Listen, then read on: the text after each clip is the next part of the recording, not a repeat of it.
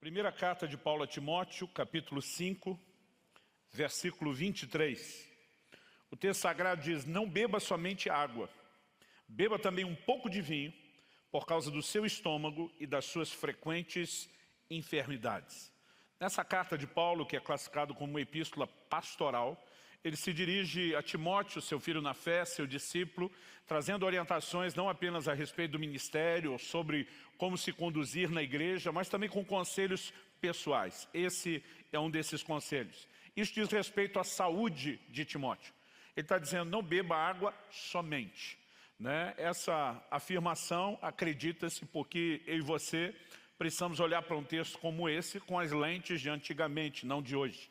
A maioria de nós hoje tem acesso a uma água mineral, potável, de alta qualidade. Isso não era realidade em todos os lugares, especialmente onde Timóteo estava como missionário. Acredita-se que nessa época ele estivesse liderando a igreja de Éfeso, mas a verdade é que Paulo, cujo ministério era marcado pelo sobrenatural, por manifestações de curas e milagres, não menciona oração e fé, e nenhuma intervenção milagrosa em prol da saúde de Timóteo.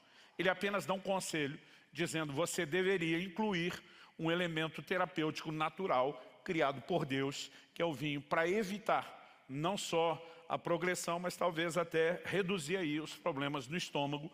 E quando ele fala de frequentes enfermidades, acredita-se que esteja associado a isso.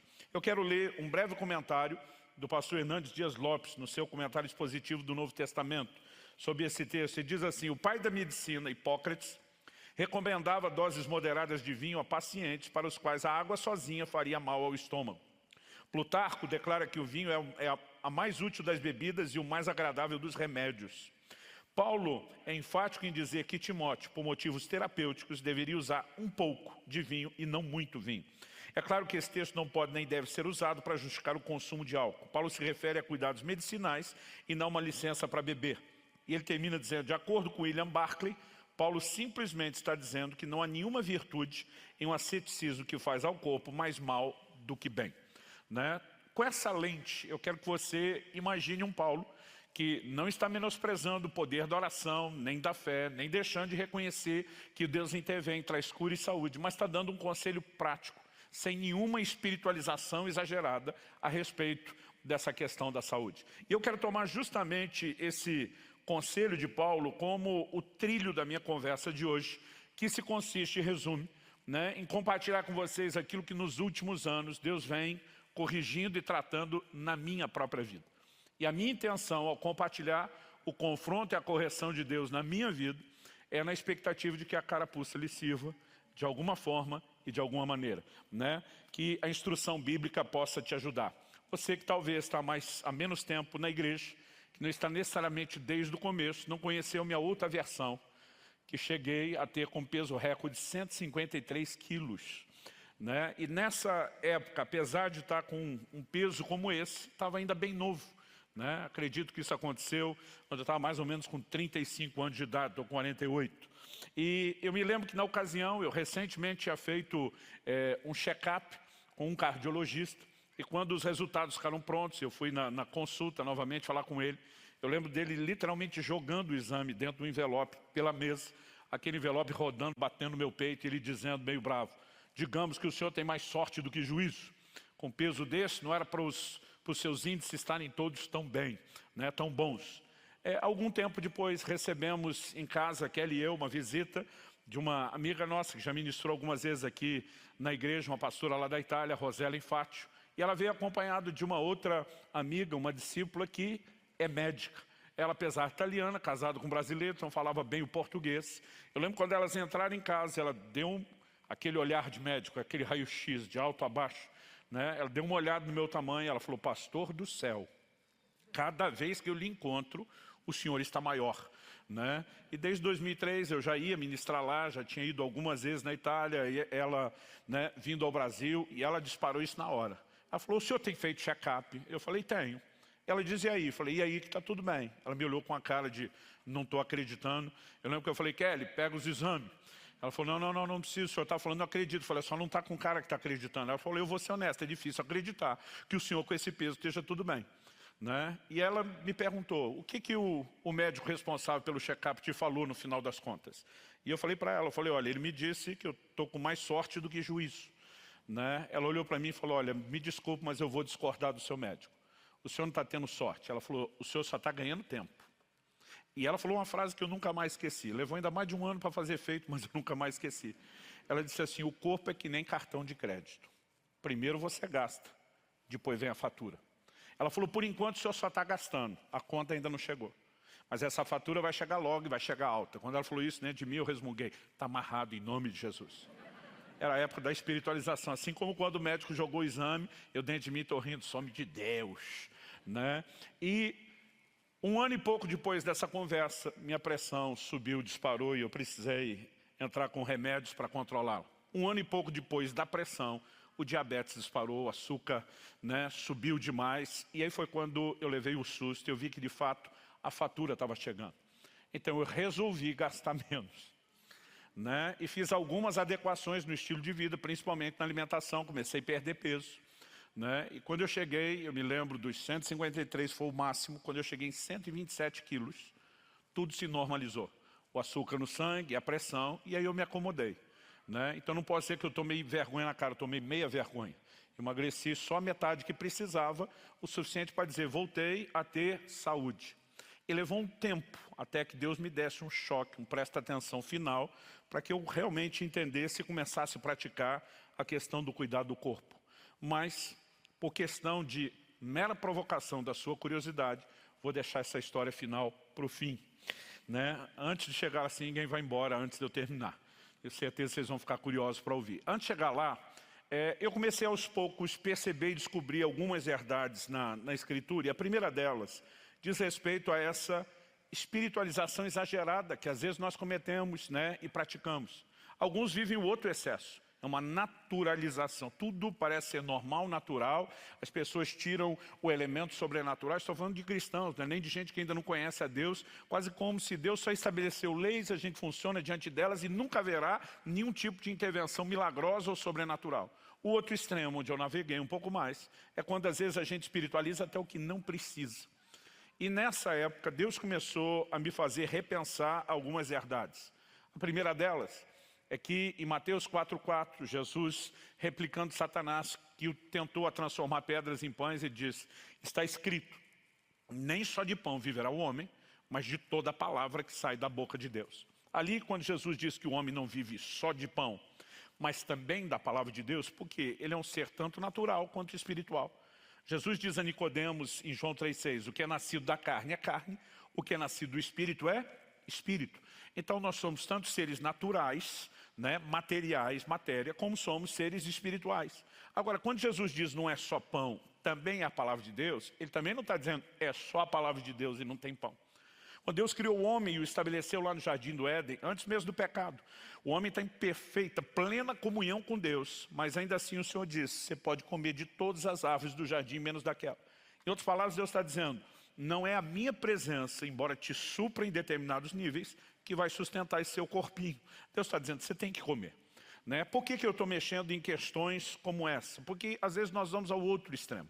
Né? O extremo de que espiritualizamos tanto que não precisa ter nenhum cuidado, nenhum tipo de cuidado com o corpo e nem mesmo com a alimentação. E eu quero te mostrar que isso é de fato um engano, um equívoco. Por outro lado, né, eu me lembro de uma frase que papai repetia muito lá em casa para mim, para meus irmãos, quando entramos naquela fase de pré-adolescência, depois adolescência, chegando à juventude, e começa a bater aquele speed de adrenalina, de aventura, e a gente gosta de flertar com o perigo, né, em nome da aventura, cheio de ingenuidade, de imprudência. E papai citava muito Mateus 4,7, uma frase de Jesus, logo depois da primeira que eu citei, quando Satanás diz, olha, pula do pináculo do templo, pois está escrito que Deus vai dar ordem aos seus anjos para que te guardem. Né? O diabo está o quê? Espiritualizando uma promessa de proteção. Jesus replica e diz, também está escrito, não tentarás o Senhor teu Deus. Meu pai usava muito essa frase, principalmente quando a gente brincava com as coisas que eram, né, perigosas demais aí na perspectiva dele. A gente naquela inocência e ingenuidade da juventude, como eu disse antes, só via nisso aventura. Eu comecei a descobrir que nesse assunto da questão do corpo, muitos de nós estamos vivendo de tal forma que acabamos tentando a Deus, extrapolando princípios. O apóstolo Paulo, por exemplo, estava num navio cujo destino era Roma. Ele seria julgado por César lá em Roma, né? Ele está junto com outros prisioneiros. O navio acaba naufragando. Eles vão parar na ilha de Malta. Você pode depois ler o episódio todo lá em Atos 27. Mas interessante que um anjo de Deus aparece a Paulo, né, quando o naufrágio estava na iminência já de acontecer. E ele diz, olha, não se perderá a vida de ninguém que está com você nesse navio. Ele fez uma promessa de proteção. Paulo já tinha advertido antes que não era para fazer a viagem, que ela ia terminar com dano para o navio, para a carga e para a vida de todo mundo. Eu não sei se baseado nessa informação, uma provável revelação que Paulo teve, ele passou a orar e interceder, mas a verdade é que o destino da vida das pessoas foi comunicado pelo anjo. Todo mundo vai ser preservado. Paulo, em posse dessa notícia, de que haveria uma intervenção divina, ele se levanta e diz em Atos 27, 33 e 34, enquanto amanhecia, Paulo rogava a todos que se alimentassem, dizendo, hoje é o 14º dia em que, esperando, vocês estão sem comer, não tendo provado nada. Por isso peço que comam alguma coisa, pois disso depende a sobrevivência de vocês. Porque nenhum de vocês perderá nem mesmo um fio de cabelo. Ao mesmo tempo que ele está citando a promessa do anjo, ninguém vai perecer, não vão perder um fio de cabelo. Ele está dizendo, a sobrevivência de vocês depende de vocês se alimentarem.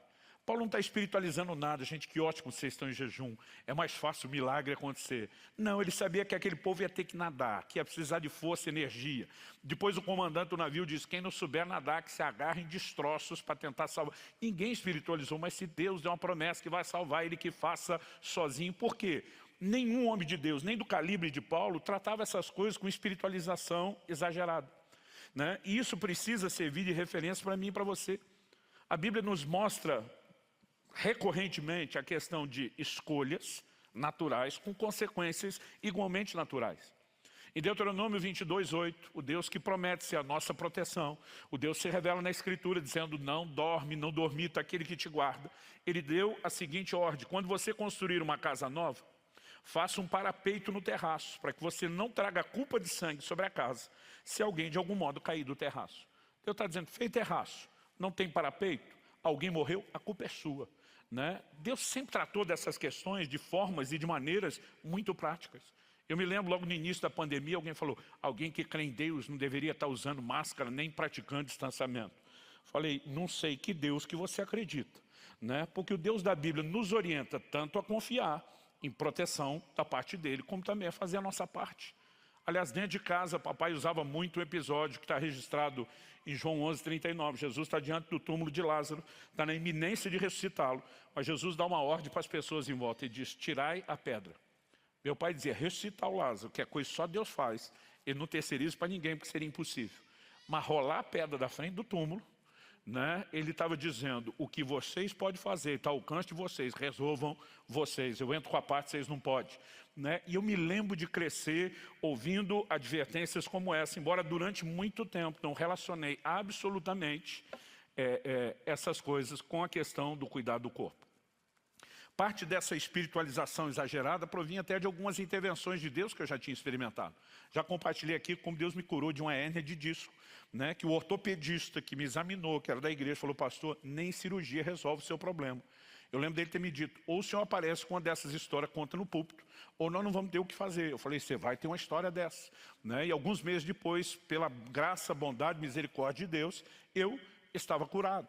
Por pelo menos 3 vezes depois desse episódio, eu lembro de ter travado das costas, daquele jeito assim de ser, né, praticamente impossível me locomover, e eu tive socorro e intervenção de Deus. Talvez uma experiência foi gerando mais fé para outra, que foi gerando mais fé para outra, mas de alguma forma eu percebo hoje que eu estava ficando já abusado e metido. Porque na 3ª vez, o Espírito Santo, quando me curou, disse, se você acredita que eu vou viver suspendendo sempre as leis da natureza em seu favor, você está muito enganado.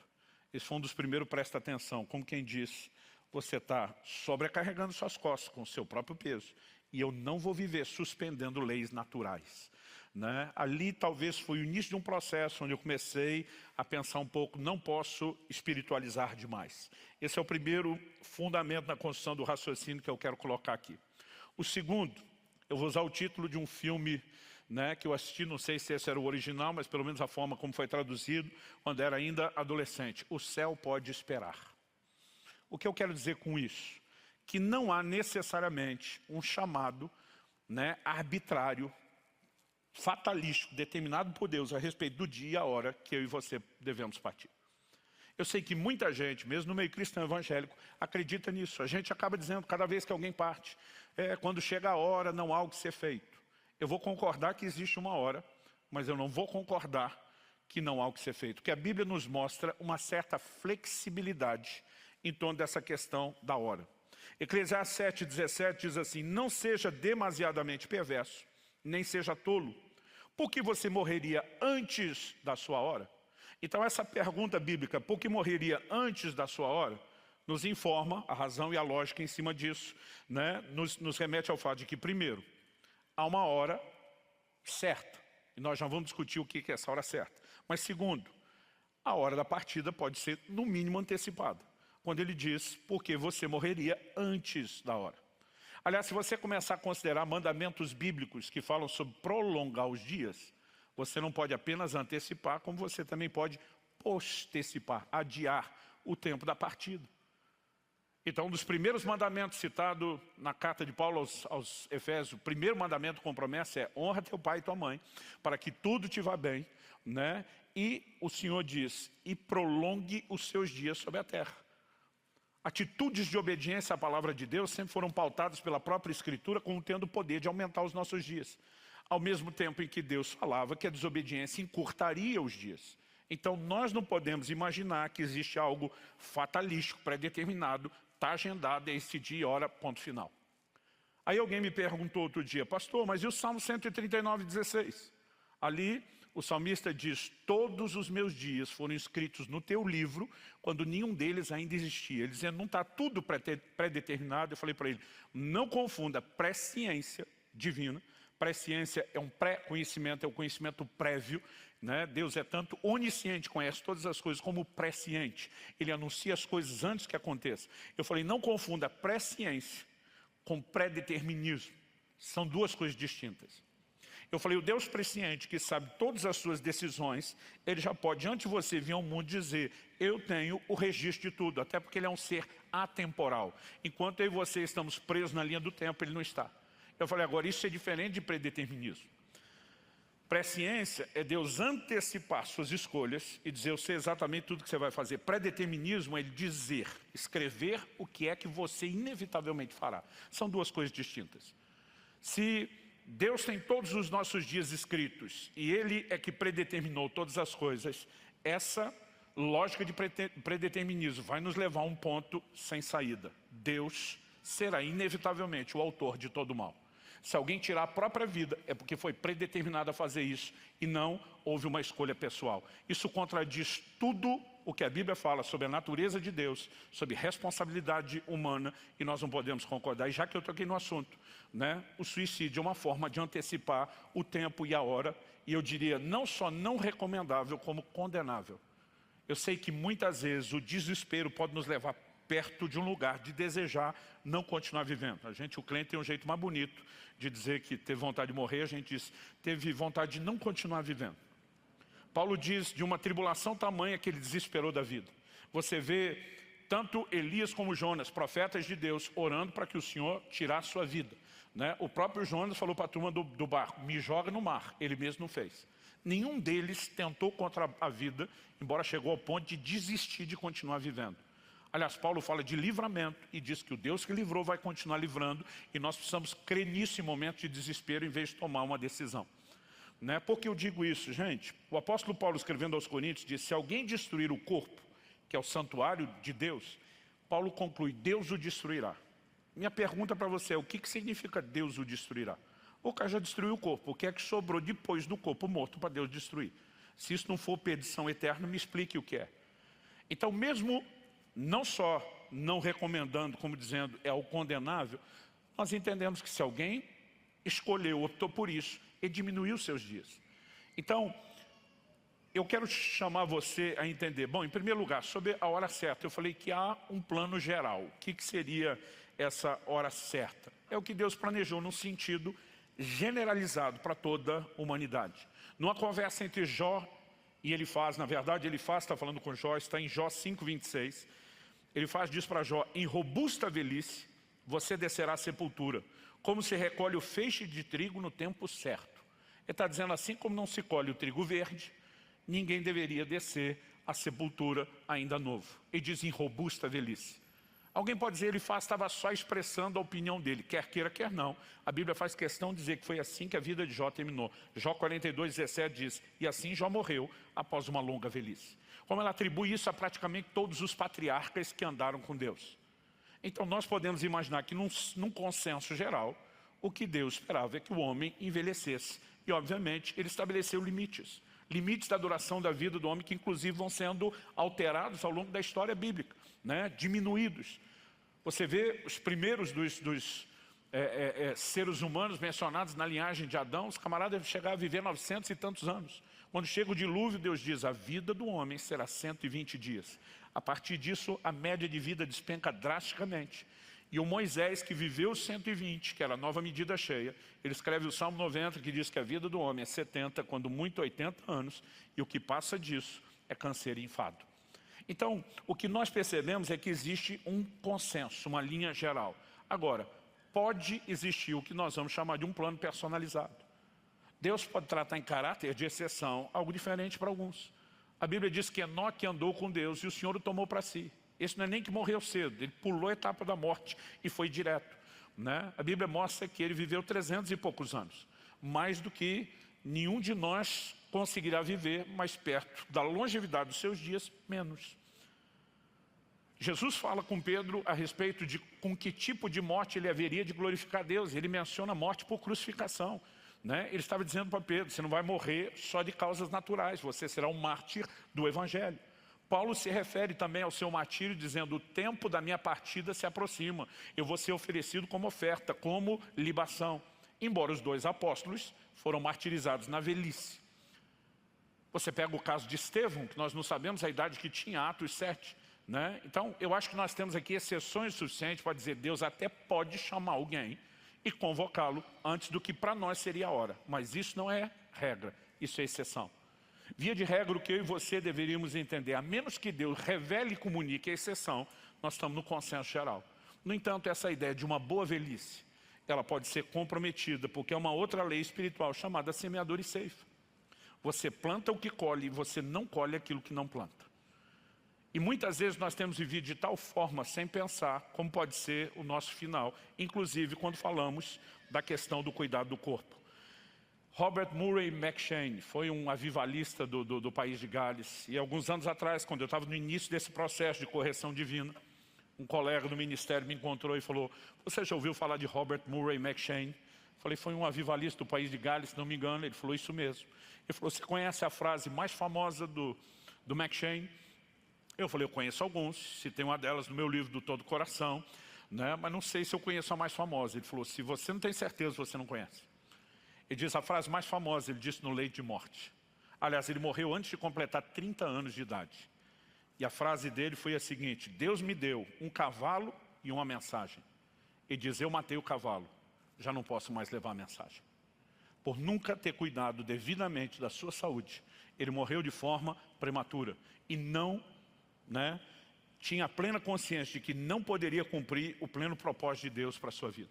Paulo escreve aos Filipenses, ele diz, olha, eu tenho o desejo de partir e estar com Cristo, que é incomparavelmente melhor. Mas ele diz, eu estou em aperto, eu não sei o que escolher.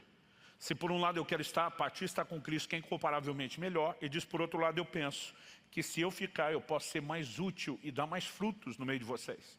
E basicamente Paulo está dizendo, eu escolho ficar. Em outras palavras, ele está dizendo, o céu pode esperar. Eu posso ser útil por mais tempo, né? Acredito que, olhando para essas verdades bíblicas, a gente consegue, junto com não espiritualizar demais, junto com o entendimento de que tudo não está tão determinado, né, de forma prévia e fatalística, como falei antes, a gente consegue construir um conceito de responsabilidade sobre não só quanto viveremos, mas como viveremos.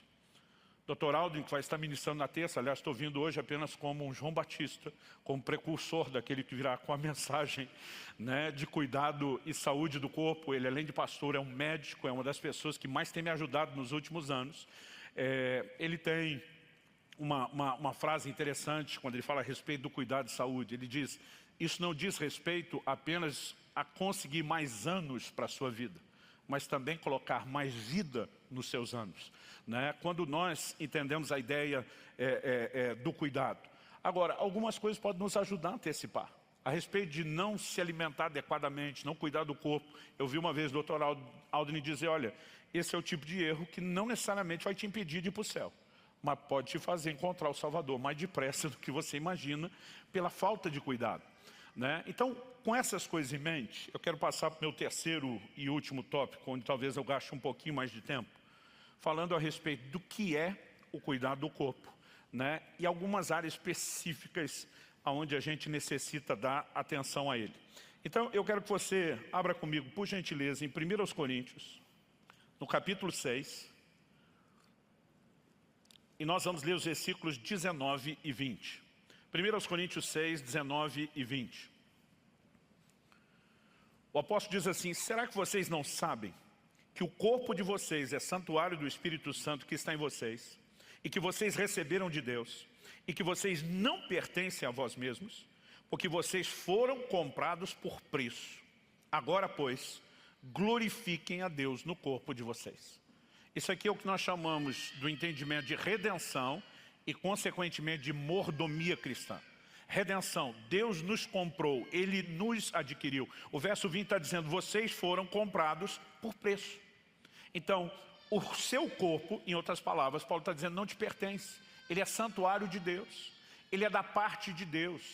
Basicamente o que Deus está dizendo é que esse corpo no qual eu e você moramos, que não é nosso, é antes de mais nada dele, porque ele comprou, nos foi confiado, e nós temos que administrar, como gerentes, como mordomos, aquilo que pertence a Deus, de tal forma que Deus seja glorificado. É lógico que o contexto onde Paulo aplica isso, se você olhar os versículos anteriores, ele está falando de fugir da imoralidade.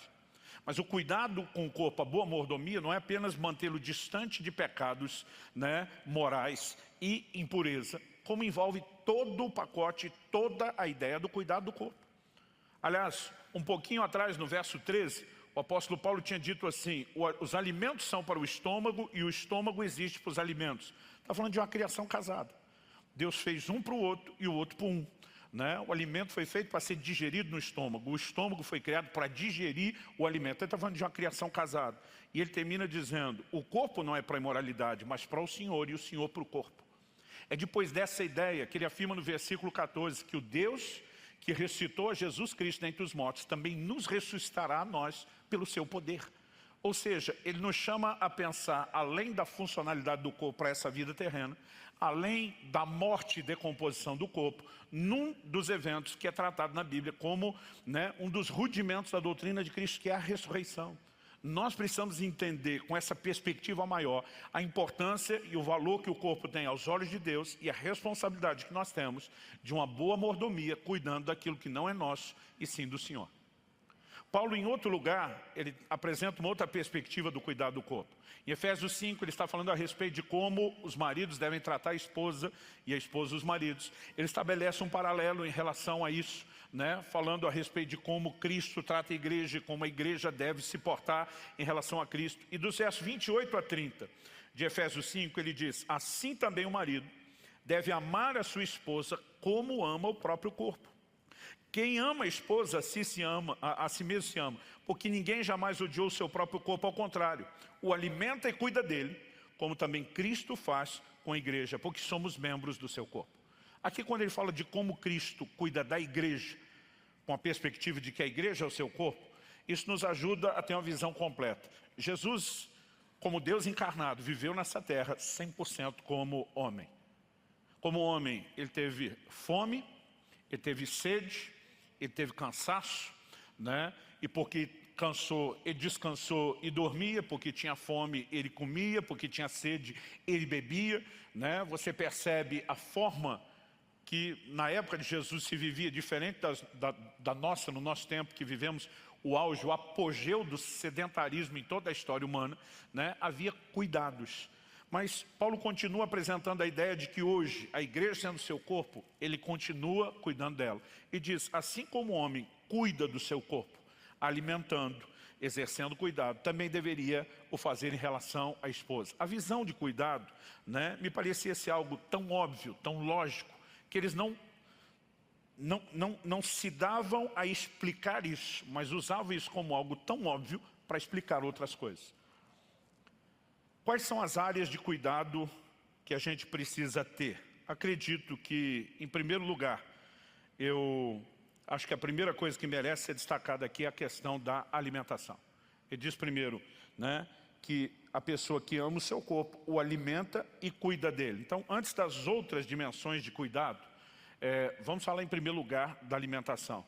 Porque uma pergunta que eu comecei a me fazer desde que Deus começou a me fazer perceber essas verdades sobre saúde que eu nunca, durante muito tempo, nunca tinha percebido e enxergado na Bíblia, é como a comida tem afetado a humanidade.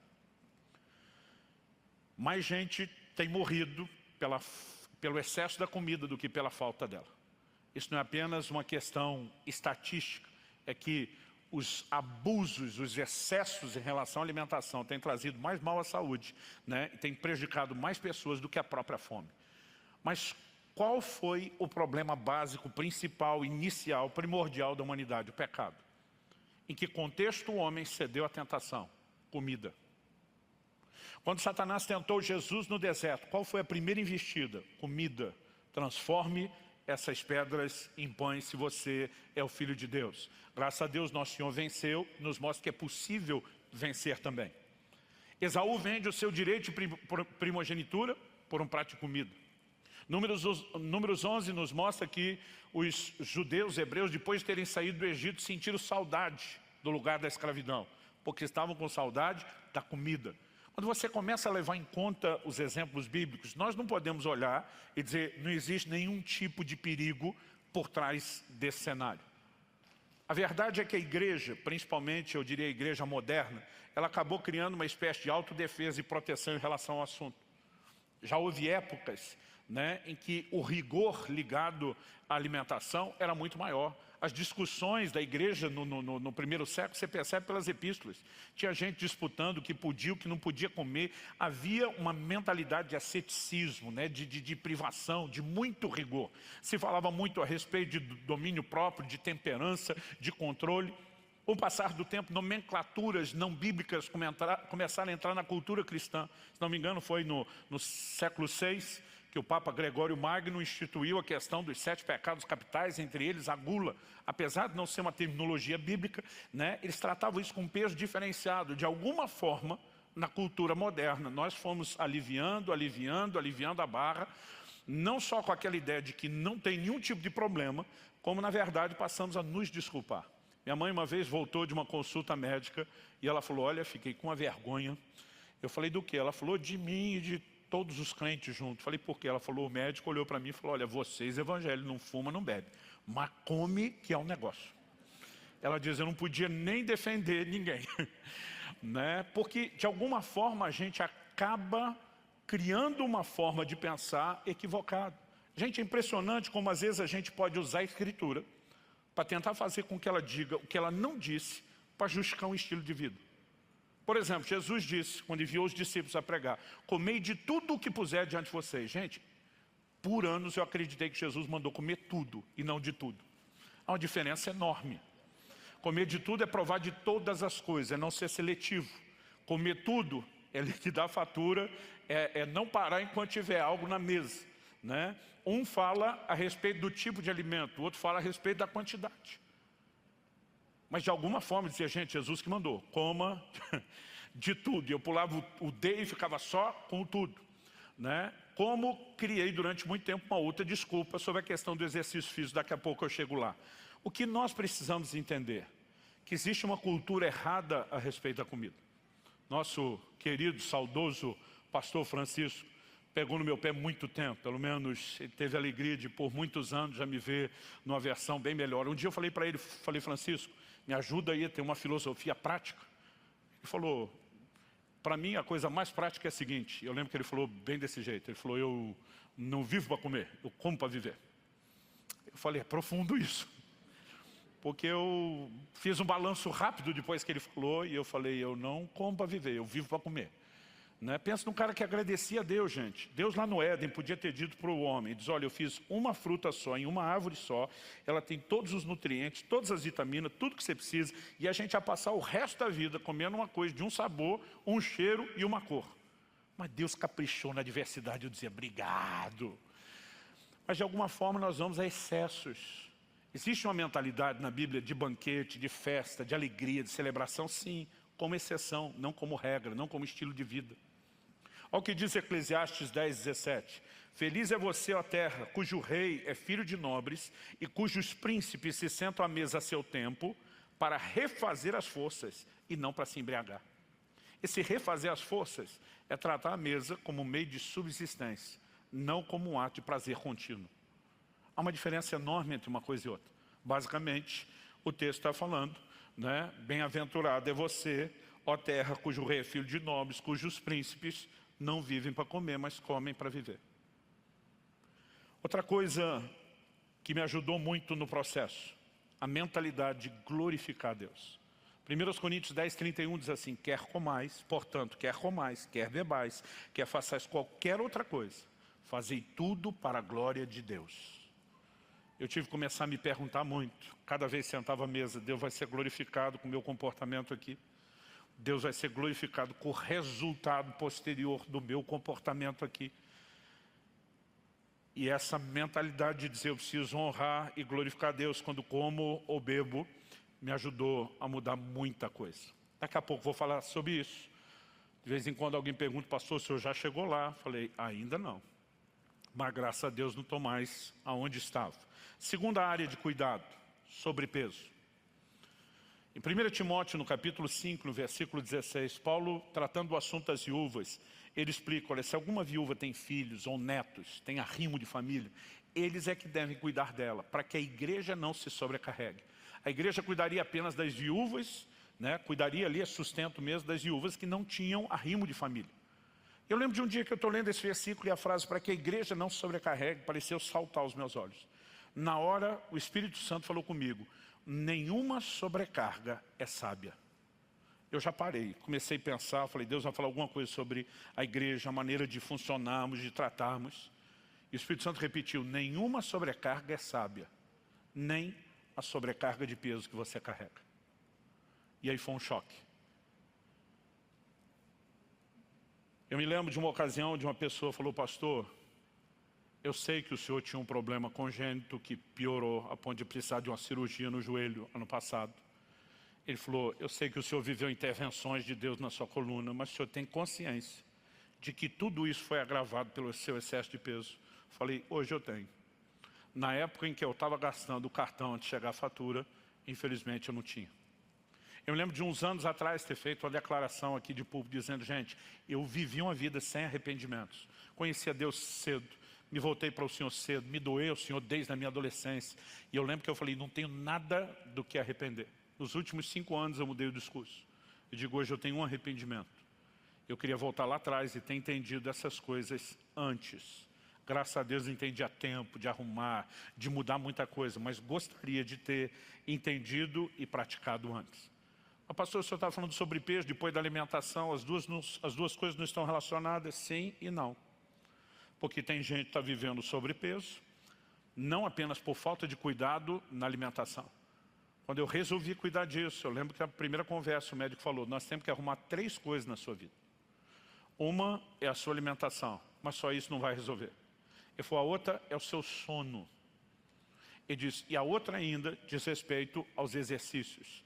Tem gente que está vivendo sobrepeso não só por conta de uma alimentação exagerada, mas pela falta dos outros componentes. E tem uns camaradas que comem pra caramba, mas parece que tem uma anaconda dentro de si, a gente não sabe para onde aquilo vai.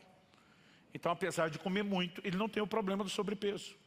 Ele, às vezes, por essa dieta que não é cuidadosa, balanceada, ele pode ter outros problemas, mas às vezes ele não está tendo sobrepeso. Então, vou separar. A terceira coisa, descanso. Descanso é a ideia de Deus. Ao criar o homem, Deus diz, produz 6 dias para o 7º. E como descanso, eu não quero falar só de uma pausa semanal, eu não quero só falar de férias anuais, mas a gente precisa dar atenção também à questão do sono.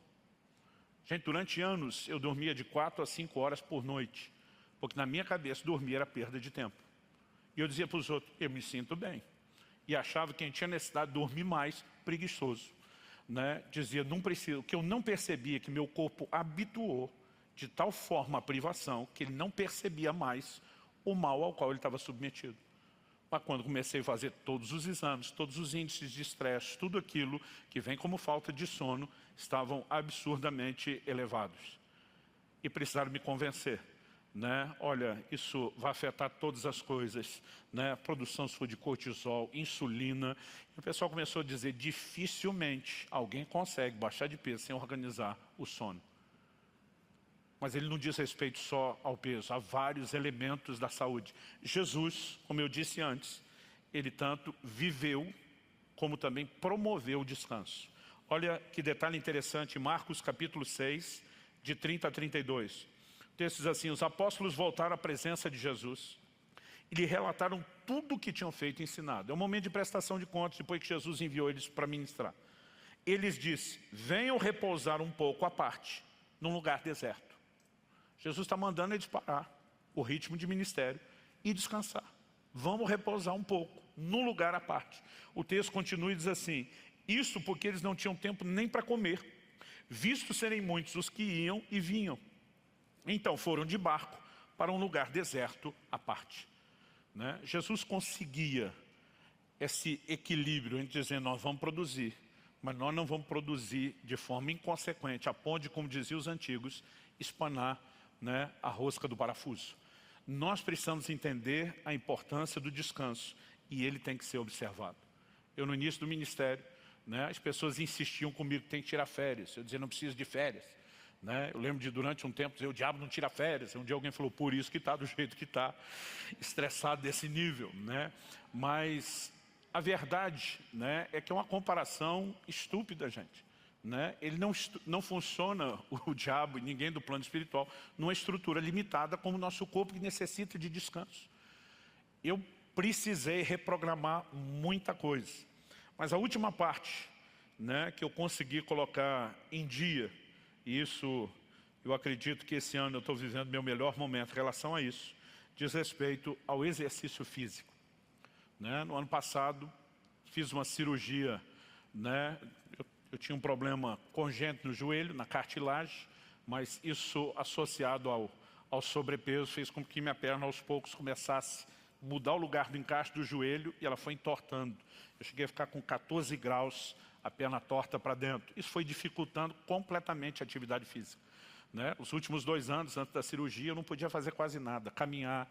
Né? Eu ficava tentando evitar demonstrar isso no púlpito aqui, mancando, a dor, a dificuldade. Então, era algo que, mesmo sabendo que precisava, estava muito difícil. Fiz o sacrifício de ficar quase 3 meses sem caminhar, porque eu entendi, eu preciso, não é apenas de mobilidade para viver, eu preciso de mobilidade para me exercitar, para poder viver mais e melhor no fim dos meus dias. Né? Então, fiz o investimento não só da cirurgia. Né? Tem coisas que a gente não arruma da noite para o dia, daqui a pouco vou falar de outra coisa legal que eu fiz nessa área. Primeiro deixa eu ler o texto bíblico. 1 Timóteo 4, final do verso 7, versículo 8, diz assim, exercite-se pessoalmente na piedade, pois o exercício físico tem algum valor. Uma outra versão diz, é de pouco proveito. Mas a piedade tem valor ou proveito para tudo, porque tem a promessa da vida que agora é e da que há de vir.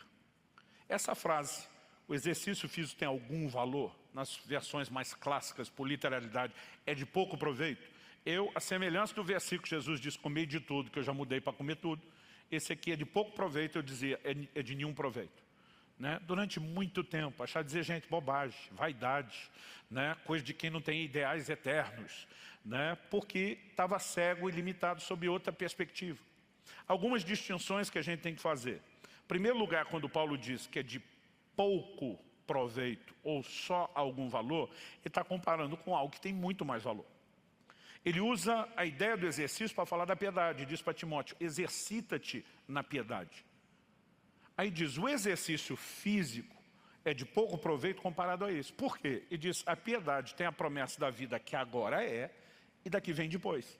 Então ele está dizendo, o exercício da piedade te beneficia nessa vida e por toda a eternidade. E o exercício físico só te beneficia nessa vida, não na eternidade. Então esse, comparado com o mais sublime, tem menos valor. Mas não quer dizer que para que você viva bem aqui, antes de ir para a eternidade, que ele não tenha o seu valor. Dá para entender a diferença? Além de que, quando Paulo está falando de exercício físico, a palavra traduzida exercício aqui, ginásia, que até hoje é a raiz de ginásio, gym, academia, tudo que nós usamos, falava de um nível de exercício diferente do que todo mundo já praticava. Hoje, com a nossa mentalidade sedentária, que nós não vamos a lugar nenhum sem um carro, sem um ônibus, sem uma bicicleta, a gente não pensa como eles viviam naqueles dias. Era impossível alguém na antiguidade não se exercitar o mínimo para se manter saudável. Minha esposa usa um relógio que conta os passos que ela dá todo dia, para ela saber se ela está andando o mínimo para ser saudável ou não. Cada vez que fica muito tempo parado sem se mexer, o relógio dá uma vibrada lá e avisa ela que é hora de mexer um pouco o corpo. Você acha que antigamente alguém precisava disso? Ninguém andava menos do que o mínimo. Você olha João 4, a mulher samaritana que Jesus encontra junto ao poço. Ela veio da cidade até o poço para buscar um cântaro de água. Ninguém ia viver só com canto. Era, no mínimo, algumas jornadas daquela, todo dia. E estamos falando só da água, sem contar qualquer outro tipo de atividade. Você olha as viagens que Jesus fazia no seu ministério, é tudo a pé. Gente, nós não estamos falando do que muitas vezes nós fazemos, de que andou 2 quadras e às vezes está resmungando que podia ter ido a pé, de carro e não a pé. Quando Pedro, por exemplo, está orando e tem aquela visão onde o Senhor diz que ele tem que ir até a Jope ministrar Cornélio, sair de Jope e até Cesareia de Filipe ministrar Cornélio. A Bíblia diz que Pedro fez a viagem em 2 dias. Você sabe qual a distância? 60 quilômetros. Significa que ele andou 30 quilômetros por dia. 2 para ir, 2 para voltar. Só para fazer isso, foram 120 quilômetros. Alguns de nós for tentar contar quanto tempo leva para rodar os 120, vai passar alguns anos e dizer, não bateu, não chegamos lá. Então, ele já tinha um mínimo. Quando se fala de exercício, ginásia, ele estava falando das pessoas que, além de já não ser sedentário, iam para as palestras, o que eram as academias da época. Tanto no Império Grego, como no Império Romano, dos dias de Jesus e de Paulo, existia já a cultura do culto ao corpo. Então eles se excediam na prática de exercícios, além daquilo que já era normal para a saúde. Ainda nesse outro nível, Paulo está dizendo que ainda tem proveito. Ou seja, nós não podemos simplesmente jogar fora isso e dizer não tem proveito. Agora, o problema, no nosso tempo e estilo de vida sedentário, é que a gente não entende a falta que isso vai fazer. A maioria vive reclamando dor nas costas, dor no ombro, dor no joelho. A gente não fortalece a musculatura para sustentar esse corpinho. A maioria de nós não mantém ele nem com o peso que devia e ainda não o prepara para sustentar a sobrecarga. Nós precisamos entender que o exercício não diz respeito apenas a ter uma estrutura cardiovascular melhor, a melhorar o metabolismo e o consumo do corpo. A maioria não pensa que, chegando à velhice, nós estamos simplesmente vivendo um ato contínuo de perda de massa muscular. E quem chega lá com menos exercício sofre mais, tem mais dor, perda de mobilidade mais rápido. A conta é enorme. Como eu disse antes, não vou falar sobre isso. Nós estamos convidando um médico para falar sobre isso. Eu sei que não cabe todo mundo aqui na terça-feira, mas se você não puder participar, acompanhe online. Eu tenho certeza que você vai ser abençoado através desse entendimento. Para terminar, eu sei que alguns às vezes saem de um momento como esse já chocado e quer mudar a vida dele de uma vez, da noite para o dia. Eu quero dizer, normalmente não é assim que funciona. Aí você tem um camarada que faz 10 anos que não anda, amanhã ele já quer correr 10 quilômetros. Já tem a distensão de cara e já tem um outro motivo para desistir, tá vendo? Não adianta. O que nós precisamos é entender os processos. Eu comecei essas mudanças lá em 2008. De 2008 até 2014 foi só um nível que me fez baixar, acho que 27 quilos ou 26 quilos na primeira etapa. A segunda foi um choque. Qual foi o choque? Eu fiquei de contar no fim e vou contar agora. Durante muito tempo eu ouvi os testemunhos de um homem de Deus chamado Paulo Canuto. Ouvi as histórias dele, me perguntavam sobre ele, se eu conhecia, não só no Brasil, principalmente ministrando em alguns países da Europa, um lugar por onde ele já andou muito. Pessoas me diziam, você é do Brasil, conhece Paulo Canuto? Eu falei, ainda não, só ouvi falar. Finalmente, em novembro de 2014, nós ministramos juntos no mesmo evento. Eu ia pregar só quinta-noite, já tinha que ir embora sexta para um outro evento, na sexta de manhã. Ele ia pregar sábado, eu não iria ouvi-lo, mas como ele já estava lá na quinta, logo depois do culto, fizeram uma comida ali mesmo na igreja, no final do culto, era uma refeição leve, bem saudável, mas apesar de já ser algo leve e saudável, ele foi o que fez o menor pratinho. Eu só querendo puxar conversa fiada, jogar, né, conversa fora, achar um meio de abordar. Observei que ele tinha feito o menor pratinho de todos, cheguei perto dele e falei, está se cuidando, hein? Ele virou para mim e falou, quantos anos você tem?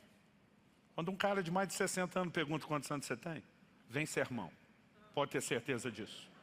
Mas ele falou, quantos anos você tem? Já gelou a espinha, eu pensei, deu ruim, abordagem errada, mas já tinha acontecido. Eu estava na iminência, faltava mais ou menos um mês para fazer 42, tentei valorizar, falei, 41. Aí ele olhou para mim e falou, estou te perguntando, porque achei que você estava na casa dos 40. Ele falou, estou te perguntando, porque quando eu fiz 44 anos, eu morri. Falei, como é que é? Ele falou, eu morri. Falei, como assim morreu? Ele falou, morri. Tem um atestado de óbito. A mulher corrigiu ele e falou, não, você tem o laudo médico. O óbito só sairia se você tivesse ido lá para o ML. Né? Eu falei, cara, que conversa é essa? Ele falou, cara, meu organismo, meu corpo entrou em falência múltipla aos órgãos. Aos 44 anos, eu morri. Os médicos me reanimaram 5 vezes. Foi nas primeiras 4 eu voltei. Na quinta não voltei mais. Eu assisti do lado de fora do corpo todo o procedimento deles, até que eles desistissem. Ele falou, minha história bate nos mínimos detalhes. Quando a minha esposa e a do médico, que estava na sala, ela que me levou e me socorreu e acompanhou o processo. Né? E ele falou assim, eu vi que horas era no relógio quando ele assinou o laudo, e depois olhando o laudo bate. Eu vi o que é que ele falou para minha esposa quando tirou a minha aliança e entregou para ela. Eu vi o que ela falou e chorou na sala. E foi, estou ali assistindo tudo, do lado de fora do corpo. Ele diz, então Jesus apareceu atrás de mim. Ele falou, na hora que apareceu, eu sabia que era ele e que ele estava atrás de mim. Ele diz, eu não sentia permissão para encará-lo, mas eu sabia que ele estava atrás de mim e queria falar comigo. Então ele aproximou perto de mim, né, e sussurrou perto do meu ouvido dizendo, você é um suicida. Gente, quando eu ouvi essa frase, o chão sumiu. Foi como se eu tivesse levado um soco na boca do estômago. Eu sabia o que significava isso. Eu sabia, queria contar a história que o Senhor estava dizendo, você não se cuidou, foi você que se matou. E a hora que eu vi isso, eu já fiquei meio atordoado. E disse que Jesus falou para ele, eu tinha um plano extraordinário para a sua vida, mas você conseguiu abortar, porque nunca cuidou do seu corpo. Eu na hora interrompi ele e falei, abre o jogo, tu era gordo, meu irmão. Porque eu imaginei que ele estava cheio de dedos, sem querer me ofender pelo meu tamanho, pelo meu peso. Ele falou, não, meu problema não era comer demais, era de menos. Ele falou, eu jejuava exageradamente, porque queria buscar Deus. Ele falou, eu quase não dormia, toda noite para mim, era uma vigília de oração. Ele disse, eu viajava a pregar, sem me dar nenhum tipo de descanso, tudo em nome do reino de Deus, sem saber que eu estava me destruindo. Ele diz, aos 44 anos, meu corpo não suportou, e veio a esse estado de falência. Eu, além da cara que já estava de assustado, disparei, o que normalmente só falo quando estou mesmo nesse estado, né? A semelhança de um bom carioca da Baixada, disparei um caraca. A diferença é que lá ele diz, caraca, maluco. Quando eu soltei um caraca, ele falou, calma que fica pior. Ele falou, Jesus me deu uma visão do que teria sido meu enterro no outro dia, o enterro que nunca aconteceu, o velório. Ele falou, eu me vi deitado no caixão, todo arrumado, flores, coroas, gente chorando, família, amigos. Ele falou, a pior coisa de se ver é o seu próprio velório. Ele falou, eu vi o meu. E alguém se aproximava do caixão, apontava o dedo e dizia, mas o Paulo era uma bênção. Por que será que o Senhor o recolheu? E aí Jesus falava atrás dele, além de abortar o meu plano para a sua vida, agora por sua culpa eu sou julgado. Jesus disse, eu não te recolhi coisa nenhuma. Foi você que se matou. Foi você que nunca se cuidou, mas agora as pessoas me culpam por causa de você. E eu tive que concordar que ficou pior. Eu levantei daquela mesa e falei para Deus, nunca mais o Senhor vai ter que me chamar a atenção dessa forma de novo. E foi ali que eu levei o segundo para essa atenção e decidi sair daquele 127, voltar para os 2 dígitos e começar a cuidar. Desde então tem sido um processo que envolve altos e baixos. Algumas dessas vezes, às vezes a gente consegue dar uma desculpa depois de ter feito 2 jejuns de 40 dias, no intervalo de 8 meses, o Dr. Aldrin, que vai estar aqui ministrando, me acompanha, ele me advertiu, falou, você vai engordar. É uma violência ao corpo, não tem como ele não reagir a isso depois. Mas salvo exceções como essa, às vezes acontece, né? Seja por um problema, privação de exercício dos últimos 2 anos, ou só você escondendo atrás de tudo isso, né? E começando a relaxar, a gente pode ter as suas quedas. Eu, a semelhança de Paulo em Filipenses 3,12, ele diz assim, não que eu já tenha recebido isso, ou já tenha obtido a perfeição. Paulo está dizendo, eu não cheguei lá ainda. Ele diz, mas prossigo para conquistar aquilo para o que também fui conquistado por Cristo Jesus. Irmãos, quanto a mim, não julgo havê-lo alcançado, mas uma coisa faço, esquecendo-me das coisas que ficam para trás, avançando para as que estão diante de mim, prossigo para o alvo, para o prêmio da soberana vocação de Deus em Cristo Jesus.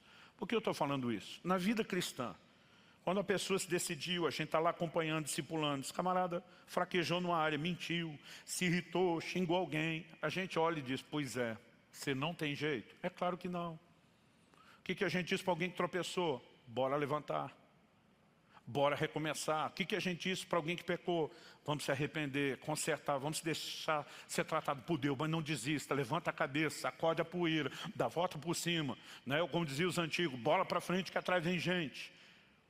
Agora, se a gente adota essa mentalidade numa área, por que na outra a gente age de forma contrária? Às vezes estou falando sobre assunto e diz, não, pastor, eu tentei exercitar, mas não deu. Eu falei, e aí não deu? E você não tentou de novo? Não, até tentei umas 3. Eu falei, tenta 30. Tenta 300, tenta 3.000, luta o tempo todo. Eu não quero que você imagine que dá para sair daqui e amanhã está com tudo resolvido. Mas eu também não quero que você acredite que não dá para resolver nada. Nós podemos mudar a mentalidade.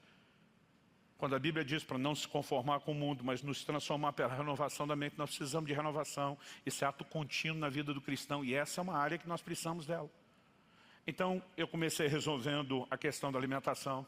Teve coisas que foram instantâneas. Tirei refrigerante, um monte de porcaria da alimentação de todo mundo lá em casa, né? A gente foi radical em algumas coisas. Outras nós estamos estabelecendo um processo, mudando a cultura passo a passo para que houvesse uma adaptação, para que a gente se ajustasse. Demorei mais tempo para ir reprogramando minha agenda, meu estilo de vida, para melhorar o sono. Demorei mais tempo ainda para resolver a questão do exercício, porque tinha uma limitação. Mas fui me programando com o tempo. Hoje não só estou podendo me exercitar, e desde que esse joelho se recuperou no final de janeiro para o início de fevereiro, eu estou me exercitando como nunca fiz. Aliás, me organizei ao longo dos anos para fazer algo que eu sonhava, mas antigamente não era financeiramente possível. Montei uma academia na minha casa. Eu tenho desde lá de uma bicicleta de spinning, esteira, estação de musculação, né? E estou realmente dedicado em cuidar não apenas do momento, mas em preparar os meus dias. Se você perguntar, pastor, lá desde 2014 já dá para fazer tudo? Para mim não deu. Mas desde então, eu sigo melhorando. E de vez em quando me flagro tropeçando, relaxando, esquecendo das coisas que para trás ficam, eu prossigo para o alvo, eu retomo a caminhada e eu quero te encorajar a fazer o mesmo. Na verdade, não queria falar disso antes do fim do ano. Queria chegar com um corpinho mais profissional do que amador, antes de estar falando dessas coisas. Mas eu senti muito forte da parte de Deus, enquanto estamos abordando essas coisas, né, de despertar, de compartilhar essa verdade. Eu espero que isso possa, de alguma forma, te abençoar e te ajudar. Ao citar a experiência do pastor Paulo Canuto, deixei por último, porque a gente não vive em função da experiência de ninguém. O que eu estou contando, essa experiência tem só um propósito, ilustração e aplicação das verdades bíblicas que nós construímos antes. Né? É mera e simplesmente por isso. Também não podia negar o impacto que isso teve. Cada um de nós precisa de um gatilho. Às vezes uns têm de um jeito, outros têm do outro. Pastor Anderson, vou te entregar. Né? Um tempo atrás, quando ele estava assim parecido com a minha versão mais antiga, não, a do meio, a mais antiga ele nunca teve. Um dia o Marciano deu uma bronca nele, falou, rapaz, você não larga esse refrigerante? Ele falou, não consigo. O Marciano apelou, falou, falei, como não? Você largou a outra coca, não vai largar essa? Como que você vive um nível de libertação daquela e agora que está em Jesus não consegue viver esse nível? Pensa num gatilho. Né? Aliás, estou orgulhoso de ver o presbitério todo se exercitando. A turma está assim, que é uma maravilha. Acho que é o melhor momento para a gente tratar dessas coisas na igreja, né? Está sendo agora. Eu quero te encorajar.